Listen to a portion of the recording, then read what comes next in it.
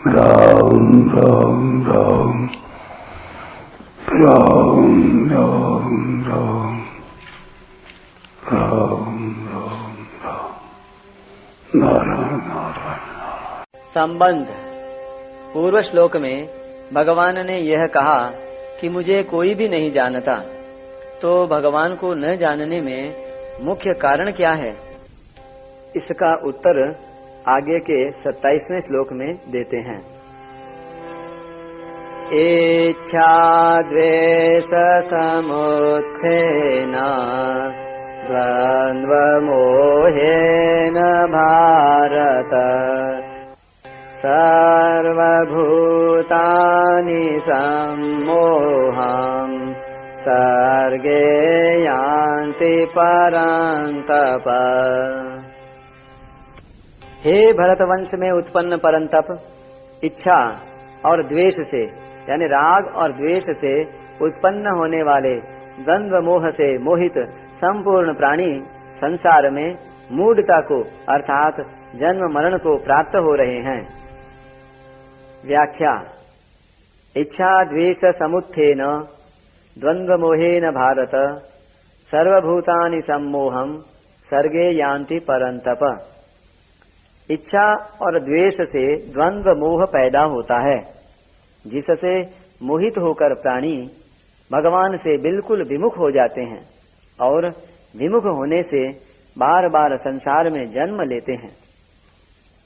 मनुष्य को संसार से विमुख होकर केवल भगवान में लगने की आवश्यकता है। भगवान में न लगने में बड़ी बाधा क्या है? यह मनुष्य शरीर विवेक प्रधान है, अतः मनुष्य की प्रवृत्ति और निवृत्ति पशु पक्षियों की तरह न होकर अपने विवेक के अनुसार होनी चाहिए। परंतु मनुष्य अपने विवेक को महत्व न देकर राग और द्वेष को लेकर ही प्रवृत्ति और निवृत्ति करता है, जिससे उसका पतन होता है। मनुष्य की दो मनोवृत्तियां हैं, एक तरफ लगाना और एक तरफ से हटाना।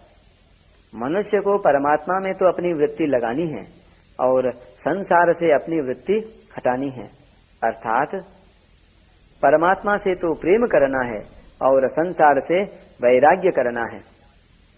परंतु इन दोनों वृत्तियों को जब मनुष्य केवल संसार में ही लगा देता है, तब वही प्रेम और वैराग्य क्रमशः राग और द्वेष का रूप धारण कर लेते हैं, जिससे मनुष्य संसार में उलझ जाता है और भगवान से सर्वथा विमुख हो जाता है। फिर भगवान की तरफ चलने का अवसर ही नहीं मिलता। कभी कभी वह सत्संग की बातें भी सुनता है, शास्त्र भी पढ़ता है, अच्छी बातों पर विचार भी करता है। मन में अच्छी बातें पैदा हो जाती हैं तो उनको ठीक भी समझता है। फिर भी उसके मन में राग के कारण यह बात गहरी बैठी रहती है कि मुझे तो सांसारिक अनुकूलता को प्राप्त करना है और प्रतिकूलता को हटाना है। यह मेरा खास काम है, क्योंकि इसके बिना मेरा जीवन निर्वाह नहीं होगा। इस प्रकार वह हृदय में दृढ़ता से राग द्वेष को पकड़े रखता है, जिससे सुनने, पढ़ने और विचार करने पर भी उसकी वृत्ति राग द्वेष रूप द्वंद्व को नहीं छोड़ती। इसी से वह परमात्मा की तरफ चल नहीं सकता। द्वंद्वों में भी अगर उसका राग मुख्य रूप से एक ही विषय में हो जाए तो भी ठीक है। जैसे भक्त बिल्व मंगल की वृत्ति चिंतामणि नामक वेश्या में लग गई, तो उनकी वृत्ति संसार से तो हट ही गई। जब वेश्या ने यह ताड़ना की, ऐसे हाड़ मांस के शरीर में तू आकृष्ट हो गया, अगर भगवान में इतना आकृष्ट हो जाता तो तू निहाल हो जाता। तब उनकी वृत्ति वेश्या से हटकर भगवान में लग गई और उनका उद्धार हो गया। इसी तरह से गोपियों का भगवान में राग हो गया तो वह राग भी कल्याण करने वाला हो गया। शिशुपाल का भगवान के साथ वैर रहा, द्वेष रहा, तो वैर पूर्वक भगवान का चिंतन करने से भी उसका कल्याण हो गया। कंस को भगवान से भय हुआ तो भय वृत्ति से भगवान का चिंतन करने से उसका भी कल्याण हो गया। हाँ, यह बात जरूर है कि वैर और भय से भगवान का चिंतन करने से शिशुपाल और कंस भक्ति के आनंद को नहीं ले सके। तात्पर्य यह है कि किसी भी तरह से भगवान की तरफ आकर्षण हो जाए तो मनुष्य का उद्धार हो जाता है। परंतु संसार में राग, द्वेष, काम, क्रोध, ठीक बैठीक, अनुकूल प्रतिकूल आदि द्वंद्व रहने से मूढ़ता दृढ़ होती है और मनुष्य का पतन हो जाता है। दूसरी रीति से यूं समझें कि संसार का संबंध द्वंद्व से दृढ़ होता है। जब कामना को लेकर मनोवृत्ति का प्रवाह संसार की तरफ हो जाता है, तब सांसारिक अनुकूलता और प्रतिकूलता को लेकर राग द्वेष हो जाते हैं। अर्थात एक ही पदार्थ कभी ठीक लगता है, कभी बेठीक लगता है, कभी उसमें राग होता है, कभी द्वेष होता है, जिनसे संसार का संबंध दृढ़ हो जाता है। इसलिए भगवान ने दूसरे अध्याय में निर्द्वंद्वः पद से द्वंद्व रहित होने की आज्ञा दी है। निर्द्वंद्व पुरुष सुखपूर्वक मुक्त होता है। निर्द्वंद्वो ही महाबाहो सुखम बंधात प्रमुच्यते। सुख दुख आदि द्वंद्वों से रहित होकर भक्तजन अविनाशी पद को प्राप्त होते हैं। द्वंद्वैर विमुक्ताः सुख दुख संज्ञैर गच्छन्त्य मूढ़ाः पदम अव्ययम तत्। भगवान ने द्वंद्व को मनुष्य का खास शत्रु बताया है। जो द्वंद्व मोह से रहित होते हैं वे दृढ़व्रती होकर भगवान का भजन करते हैं। इत्यादि रूप से गीता में द्वंद्व रहित होने की बात बहुत बार आई है। जन्म मरण में जाने का कारण क्या है? शास्त्रों की दृष्टि से तो जन्म मरण का कारण अज्ञान है, परंतु संतवाणी को देखा जाए तो जन्म मरण का खास कारण राग के कारण प्राप्त परिस्थिति का दुरुपयोग है। फलेच्छा पूर्वक शास्त्र विहित कर्म करने से और प्राप्त परिस्थिति का दुरुपयोग करने से, अर्थात भगवद आज्ञा विरुद्ध कर्म करने से सत असत योनियों की प्राप्ति होती है। अर्थात देवताओं की योनि, 84 लाख योनि और नरक प्राप्त होते हैं। प्राप्त परिस्थिति का सदुपयोग करने से सम्मोह अर्थात जन्म मरण मिट जाता है। उसका सदुपयोग कैसे करें? हमारे को जो अवस्था परिस्थिति मिली है उसका दुरुपयोग न करने का निर्णय किया जाए कि हम दुरुपयोग नहीं करेंगे, अर्थात शास्त्र और लोक मर्यादा के विरुद्ध काम नहीं करेंगे। इस प्रकार राग रहित होकर दुरुपयोग न करने का निर्णय होने पर सदुपयोग अपने आप होने लगेगा, अर्थात शास्त्र और लोक मर्यादा के अनुकूल काम होने लगेगा।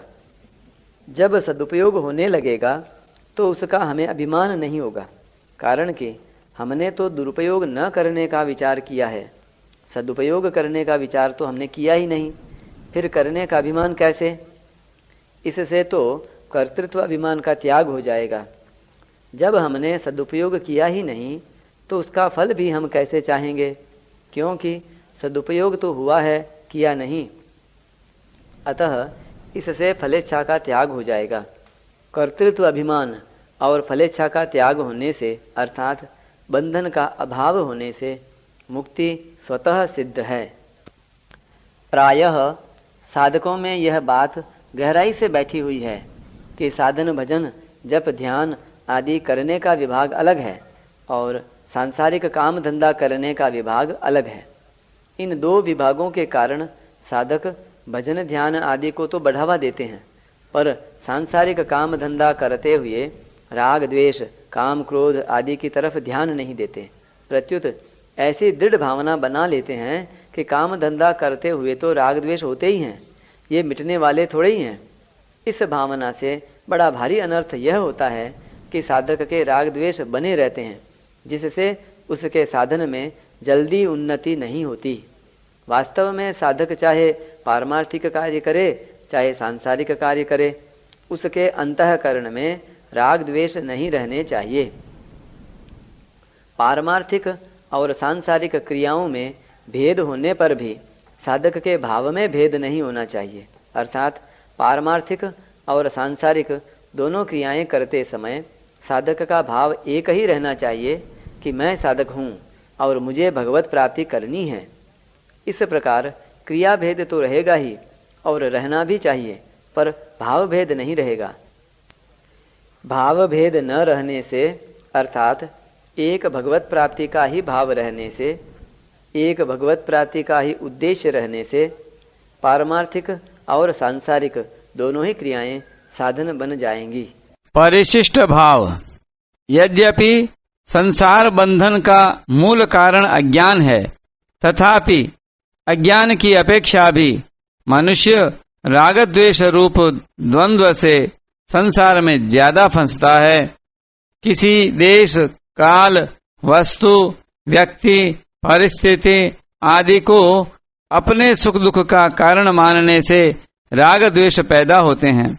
जिसको अपने सुख का कारण मानते हैं उसमें राग हो जाता है, और जिसको अपने दुख का कारण मानते हैं उसमें द्वेष हो जाता है। राग द्वेष मिटने पर मनुष्य सुख पूर्वक संसार बंधन से मुक्त हो जाता है। निर्द्वंद्वो ही महाबाहो सुखम बंधात प्रमुच्यते। पहले 13वें श्लोक में भी भगवान कह चुके हैं कि तीनों गुणों से मोहित प्राणी मेरे को नहीं जानता। ऐसे मोहित प्राणी न संसार को जानते हैं न भगवान को। संसार में रचे पचे रहकर मनुष्य संसार को नहीं जान सकता, और भगवान से अलग दूर रहकर मनुष्य भगवान को नहीं जान सकता। वास्तव में संसार का ज्ञान संसार से अलग होने पर और भगवान का ज्ञान भगवान से अभिन्न होने पर ही होता है। संसार नहीं है, यही संसार का ज्ञान है।